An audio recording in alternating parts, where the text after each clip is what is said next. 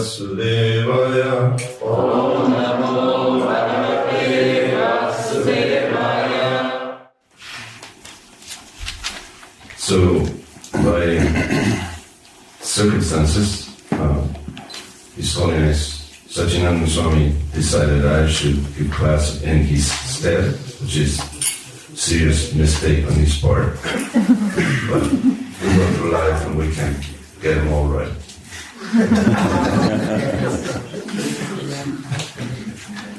This happened before, that I had least qualified speaker has to give a class in New York City in the mid-80s. Because New York City is such a democratic place, they decided that everybody has one vote. Just like in America, everybody has one vote. The bright and the idiot, they both vote. So, in this case, they decided that everybody should give class. So, one day I was giving class to, there were about 8 sannyasis sitting in front of me. Srila Swami, Srikant Swami, Jayatri Swami, Nagarahi Maharaj, Prabhupada, etc., etc. The day before I gave class, a sannyasi from the Gaudiya Math, Mandal Niloy Maharaj, who was a brahmachari when a disciple of Keshavam Maharaj who gave sannyas to Srila Prabhupada. And he's the only person actually to answer Srila Prabhupada's favorable requests to come to America to help him out. But he said, unfortunately, the Guru won't give him permission, so he had to wait until his Guru passed away. And then he came to America to, of course, it was 1986, so Prabhupada was passed away. But very nice, very gentle man, and spoke very good English. So he also sat in the audience. And the day before I spoke, another devotee, a brahmachari, gave class. I was a brahmachari as well. And after he finished the class, then asked for questions, and Mangal Maharaj raised his hand, so he said, yes, Maharaj. And so Mangal Maharaj said, you just spoke for 45 minutes, still haven't addressed the verse or the purport. And he proceeded to dismantle his entire speech for the next 15 minutes, to the dismay of this devotee who had a serious ego problem, and you could see him graphically fuming, mostly through the ears, and turning red. So the next day was my turn to give class. So this is, as I tell you, this is not any more comfortable this way, but I had experiences that are, put you through the test. So the next day, you can bet on, I studied the verse and the purport very carefully, and I spoke about nothing but the verse and the purport. And at the end of the class, I asked Manda Maharaj if he had any comments, and he said, no, very nice. So, again, many speakers say, well, I'm not qualified, I'm low, etc., etc. But I really mean it. This is like putting a wolf in charge of the sheep. So please bear with me as blame Sachinanda Maharaj for any faults, because he's the one who decided that I should speak. So let's repeat the verse since everybody knows it. Let's repeat it together. Jnanapi sunishena Taravima sunishena Amarina Mamarina Kirtaniya Sadahari Om Gyanatimirandasya Dhinandana Chaksurvidikam Tasmai Shri Gurave Namaha Mukam Karoti Vacharam Brahmanam Nagayati Kim Yaki Bhatam Ham Bande Shri Gurum Vinataranam Brahmananda Madhavam Shri Chaitanyam Ishwaram. So everybody knows this particular verse, which is the third shloka of the Siksastaka. In the Siksastaka, there are 8 stanzas, of which 4, number 1, number 2, number 3, and number 6, refer to the holy name. So Lord Chaitanya decided to only write down 8 stanzas, and out of those 4 refer to the holy name, and the first 3 none other. So this is a third stanza. When I joined the movement, I thought that this particular verse was an allegory, was some kind of parable, metaphor, because I didn't think it was possible to be humble like a blade of grass or tolerant like a tree. This was obviously referring to some imaginary state, and it was comparing it that we should be like this. But the other day, in Palanga, Lithuania, Vyasaki Prabhu kindly illuminated me on this quiz, on this quandary that I had for so many years. He said, actually, the first two are allegorical, because it is a fact you can be grass or a tree. But the way to become like that is the third line, amani no amanadena, which means you give respect to others without expecting respect. You get rid of your prestige. Whatever imaginary thing you think you are not that. So if you get rid of that, you will be actually getting eventually to that platform. This verse also arises some other issues, many issues actually. One of them is how potent is the devotees chanting as compared to non-devotees.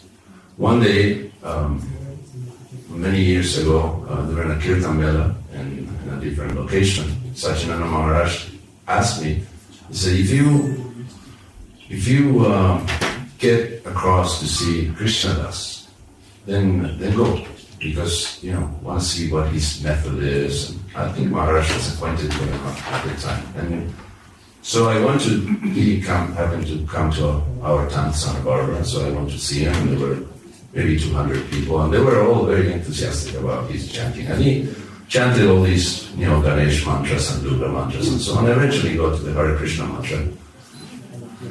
And I felt nothing, to tell you the truth. I was just bored. He chanted and chanted and chanted. And the musicians were fair, some good, some not so great, but they were all equally decent. But I couldn't really relate to his chanting. There was no Krishna being invoked. It was somewhat of a performance. So from that day on, I nicknamed him Krishna Doesn't. I hope you don't mind, because it wasn't really Krishna what he brought to the public. And on another occasion, I went to a party that was given by a friend of mine, formerly a total materialist, very qualified person materially, journalist, wrote for the LA Times, freelancer. He writes biographies and a ghostwriter for some of the rich, influential people. And I happened to live with him for a little while. I was in Santa Barbara, still as a brahmachari, and I didn't really have a place to stay, so he said, well, want to share the rent with me. He was living in a nice place, and I did. So I was cooking, offering prasadam, and pacing around, chanting my rounds. So eventually some kind of influence he got, and he started inquiring about spiritual life. And as a result, he joined a different society. Of course, this is the result of my preaching. He just he became a Siddha Yoga member, and actually he went quite up in that society.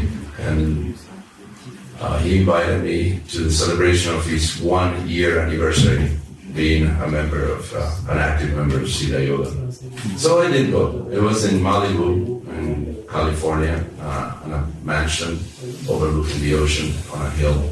So I parked my car about a block away, and because I was embarrassed of having, typical devotee vehicle, and you don't want to park next to the Mercedes and BMWs and so on.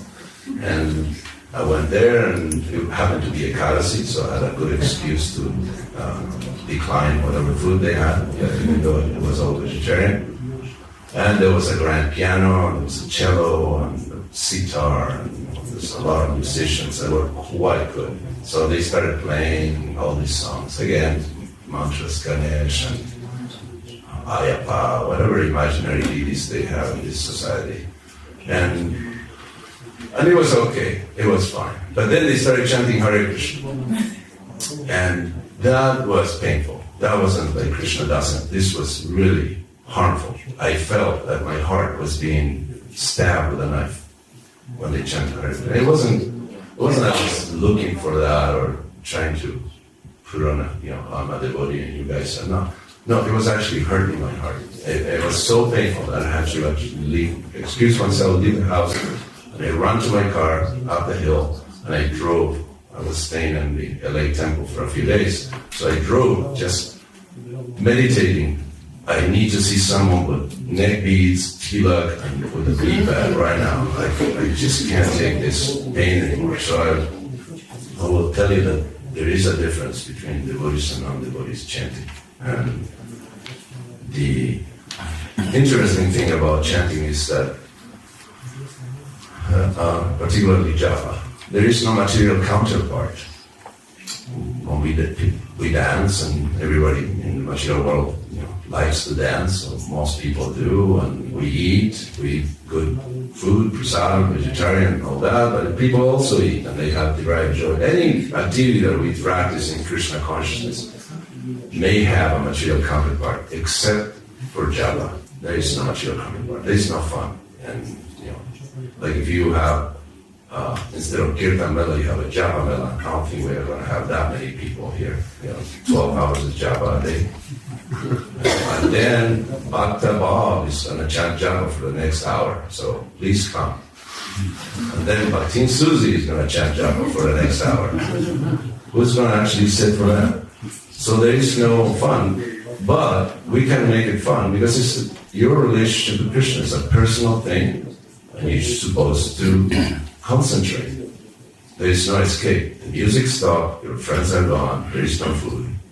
Sit down and do the business. So this is our business, is to chant.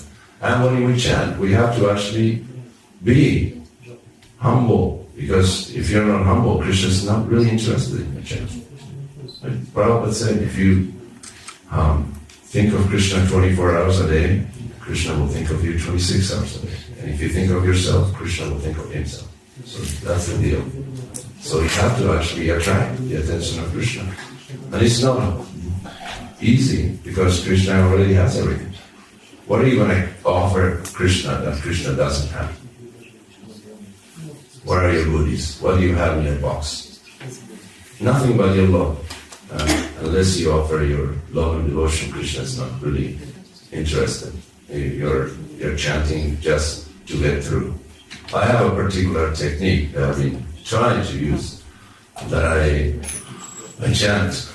Of course, I go between Nama Parad and Nama Vas, most of my life. And then when I get to 15 rounds, I try to give up this and concentrate on the last round. At least, come on, I'm almost done.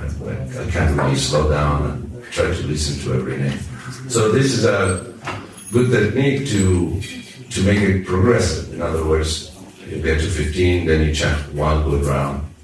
Then the next day, next week, you go to 14 and chant 2 good rounds. And then progressively go to all of them, chant the good. I haven't, although I've been doing this for years, I still do it to 15, because I have there's no hope that anything will happen. Now, the difference between japa and kirtan, as in kirtan, you can, as I was saying, there's no material counterpart to japa. You can actually do kirtan without thinking of Krishna.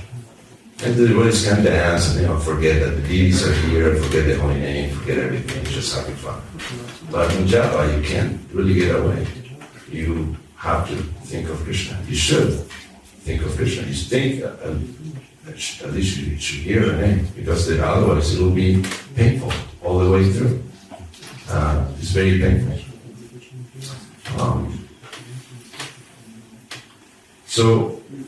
And as far as the heart, which is what Krishna wants, we have to train it. Just like the brain or the mind, they're not muscles, but should be exercised regularly. And so is the heart. The heart is a muscle, actually. And Krishna, the soul and the super soul are within the region of the heart. So they should be talking to each other. They should be communicating. And in order to do that, we have to clean up the barrier between the two. So we should make a practice that every day we should increase our attention and try to understand that unless we change our attitude towards ourselves, towards Krishna, towards others, there's not going to be any more clarity that we have right now. Right now, we're in front of Krishna, Radha Madhava Mohan. They're no different. We're in front of Krishna every day when we chant. Krishna's name is not a representation of Krishna. Krishna's name is Krishna. It is our willingness, really, to see that. Just like when you go to, let's say you go to a sporting event, you go to a stadium where you are with someone that you love, and there's 100,000 people there. And the 100,000 people, they see this person you're sitting with as an ordinary person, because they don't have love for this person. But you see this person differently. So we should actually have that attitude towards Krishna, towards japa, towards everything that is related. Of course, towards kirtan, devotees are always attracted to kirtan. Kirtan is it's wonderful. Just like the first verse of the Siksastaka, this Sankirtan is meant to cleanse everybody's heart. So we have to deliver the holy name to others. That's how we get more of the holy name to ourselves. It will increase our desire to chant. And as far as an identity crisis, who am I haven't decided, I haven't figured out who I am existentially and what I should do and so on. Just chant Hare Krishna. Let Krishna sort that out. Don't worry about that part. Like if you do business for a boss, the boss will take care of you. He will front the money, sign the checks, and give you all the benefits. So that is one thing that we should work on, to develop this understanding that Krishna is in charge, and Krishna has not forgotten us. Krishna is actually very, very aware and very expectant of our next move, because he's always moving towards us, and we are not exactly always moving towards him. So we have to make a serious effort to capture, to understand, just like in the story of the Bhagavatamrita, Gopa Kumar goes back to Godhead. So don't you all wonder what will happen if we ever go back to Godhead? Are you going to have bad dreams about being in the material world? Are you going to think, oh, Krishna probably doesn't know who I am, I've been gone for so long? But in the story we see that Krishna embraces Gopa Kumar and said, I missed you. Where were you? How are you? So there is no separation between Krishna and us. We are simply creating this barrier due to our tiny, insignificant material desires that we blow up or blow out of proportion, thinking, oh, I'm overwhelmed with this or that. But the chanting will cut right through anything. There was a story of Alexander the Great. There was a big gate with a knot called the Gordian knot. It was so tangled up that it was impossible to untie, but he just cut it with a sword. So this is what the holy name does. It cuts the Gordian knot that is our heart attached to any material desires that we may have. One thing is what we need is sadhu-sangha, this association with devotees. We are going to feel, well, it's natural that the devotees will feel separation to one degree or another, and think, oh, but now my life is back to normal, and I have to associate with non-devotees, and I have to become in contact with the material nature, and it's very difficult, and to keep my rounds, and to do puja, whatever practices are in our sadhana. But there is one thing that you're taking with you. You're taking the name, you're taking Krishna with you. So don't forget that. You have the association of Krishna at any given time. And whether it's to listening to kirtan, or to chanting japa, or to simply remembering the times where you were here. And in other places where the devotees are, you understand your devotees are your real family, and they're your life and soul. There's nobody else that will replace them. That should be enough to keep you, to maintain you until the next time. And as far as our problems and daily life and so on, stop complaining. If you could see within your heart, you would stop complaining, because there's a lot of stuff, and you got more than what you bargained for. And gift of Krishna consciousness. I don't know how is your case, but I can't remember, at least in this lifetime, since I can't remember any other lifetimes, I can't remember doing any pious activity that will make me deserve to be in the association of devotees. Maybe you do, but I can't. So this is all causeless mercy for everybody. We all got on first. We got on the bus somehow by stroke of good fortune. We are all Bhagavan. We are all very fortunate. And now we should make the best use of this rare gift of devotional service. And devotional service is actually a rare gift. Krishna will give mystic cities and opulence and whatever you want. But devotional service, particularly pure devotional service, that he won't give, because he's the key to his heart, and he's not about to. Krishna's a person. He has feelings. He doesn't want someone to turn around and say, "Well, Krishna, it was nice meeting you, but now I have other business to attend. I love someone else." So if you actually commit to loving Krishna, then Krishna will give you the key to his heart. And if you don't, then you won't get it. So service is actually our greatest award, because Krishna won't give it to just about anybody. And we shouldn't expect everything to happen organically. Like we may become complacent or lazy and think, oh, things will come naturally. I will become naturally better devotee and so on. I also had this idea when I joined. I heard about devotees, and I heard about what they did and what they study and so on, just a few days before I joined. And then I went to the temple, and when they asked me why you're here, I said, because I want to become a pure devotee. I thought that was the idea for everybody. I got kind of shocked, the person who was preaching to me, oh, that's right, yeah, that's what I'm here for. I forgot. So, because of my pride, I thought it would take me at least a month to become a pure devotee. Yeah, at least I'll give them a month.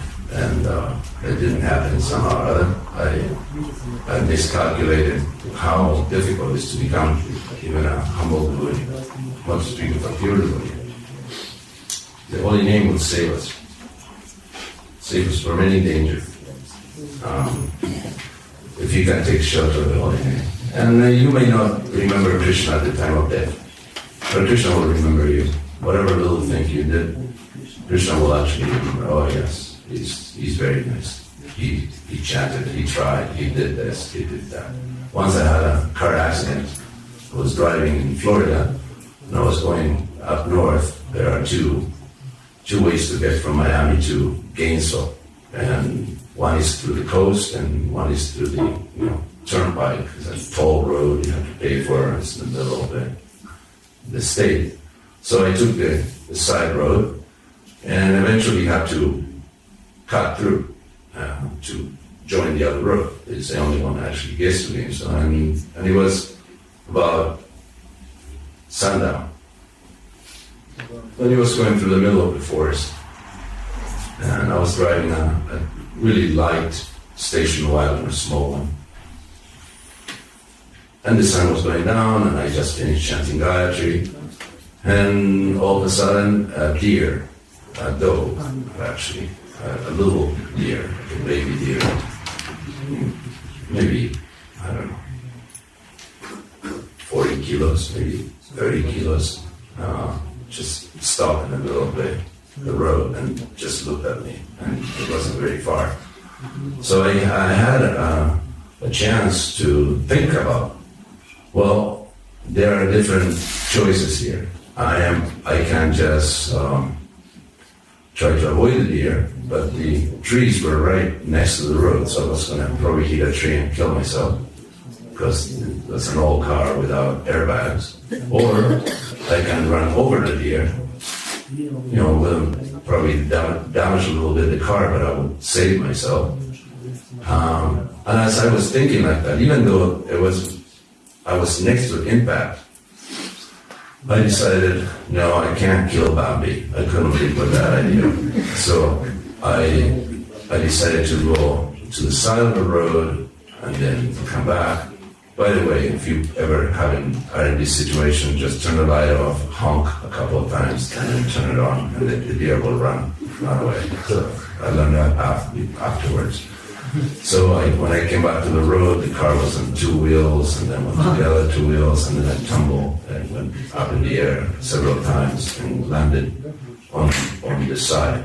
All the glass broke, the front and the back.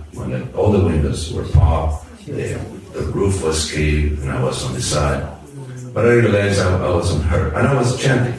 That was the point why I told you this story. I was chanting. I didn't have a seatbelt on. I really don't like wearing a seatbelt. So I was somehow or other gently hanging onto the steering wheel and kind of floating and chanting Krishna, Krishna, Krishna. It wasn't Hare Krishna. It was, maybe I forgot Radharani, but somehow I remember Krishna.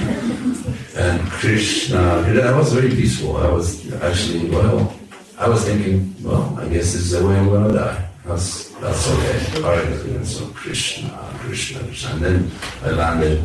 And I had a little scrape because I was, I tumbled several times against the cement, the asphalt. But I was fine. So I immediately, I heard screeching. There were cars and a truck stopped to help me out, and they came and, are you okay? Are you okay? I was saying, yeah, I'm fine. I'm just looking for my Birkenstock. I lost one of them during the ordeal. So, but they couldn't understand. They thought I was in shock, and that my Birkenstock was also attached to my leg, my foot and my leg. I was somewhere else in the car, not where I was. So they thought I should immediately get out. Come on, let us help you. I said, yeah, just one sec. I just didn't want to go outside without both of my shoes because it's pushing me on the ground. They didn't allow me to do that. They just pulled me from the shoulders and they took me out and said, you're going to hurt me. I'm fine. You're going to hurt me. So they asked me if I was okay. I said, yeah, I'm fine. But you're going to get a shock. I said, no, that was a shock. The car took all the shock. I'm fine. Do you want a cigarette? I don't smoke. Maybe you should. No, thanks. I'll be fine. So, the car was total. It was, not drivable. You couldn't even fix it. It was there. But the name was there. The name saved me. There's another incident that, I heard it from. I heard it firsthand from Sarvatma Maharaj. Actually, I heard it from Bhavananda years and years ago. That Sarvatma Maharaj was on an airplane, and he was reading the Goloka, and an old lady was sitting next to him, and they didn't talk. He's a very large man and dressed in robes, and it's this very exotic, very imposing man. So they didn't talk, and the plane hit a serious air pocket. Sometimes we feel it, but by the way, you notice that when they serve meat is when the plane starts shaking usually. You just pay attention to that. But it hit a air pocket and went down really seriously. The stuff was flying around, suitcases were flying, people were screaming. So he, of course, fastened his seatbelt, touched his Bhagavatam to his head, put it in his bag, to his bead bag, and started Hare Krishna, Hare Krishna, Krishna Krishna, Hare Hare. And eventually, after what it seemed to be a very long time, the plane kind of regained some altitude and normalized, and everybody was like, well, as I was telling you, everything was fine. Just people were screaming, God, bloody hell, but all of a sudden they remember, yes, I'm a very important executive in this company, fine. Although he probably needed diapers a moment ago. So Sarvatma Maharaj touched his bead back to his forehead, put it in his bag, took the bottle and continued reading from where he was reading. And the old lady next to him said, "We were spared because you were on the plane." Very well. That's what she realized. All of a sudden, at the moment of serious death threat, she understood this is the same person that saved the day for us. Otherwise, the plane would have gone down. So, speaking of death, this is the only thing that's going to save us from death. Because death is coming to all of us. You can see. It doesn't take a bright person to predict that the most popular section in our magazines will be the obituary. That at one time we're all going to be going in the direction of death. Just like what Yudhishthira Maharaj, when asked by a yaksha, what's the most amazing thing in this world, he didn't have any problem answering that. He said, "Ahani ahani bhutani chanti jamalayam." Everybody's going to the kingdom of death, and everybody in that line is thinking, "Not me. No, it's not going to happen." What could be more amazing than that? That's massive illusion by everyone. So death is coming. We have a few Prabhupada disciples, people who are actually associated directly with Prabhupada's Bapu or have been serving Prabhupada's Bani for many years, and they're getting old. So we are very fortunate to have some of them to associate with, to serve, to take shelter of. So we should take advantage because it assures death and taxes, and even death is more sure than taxes. So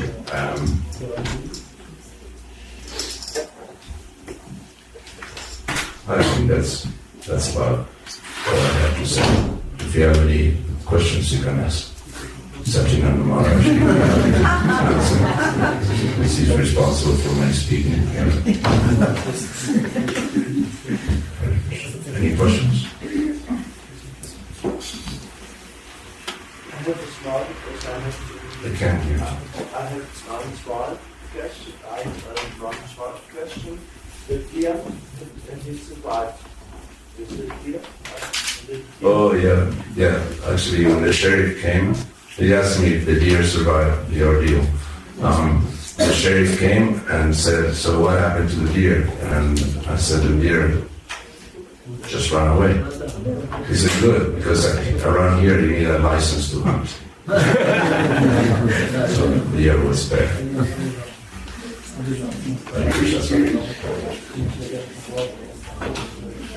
Anything else?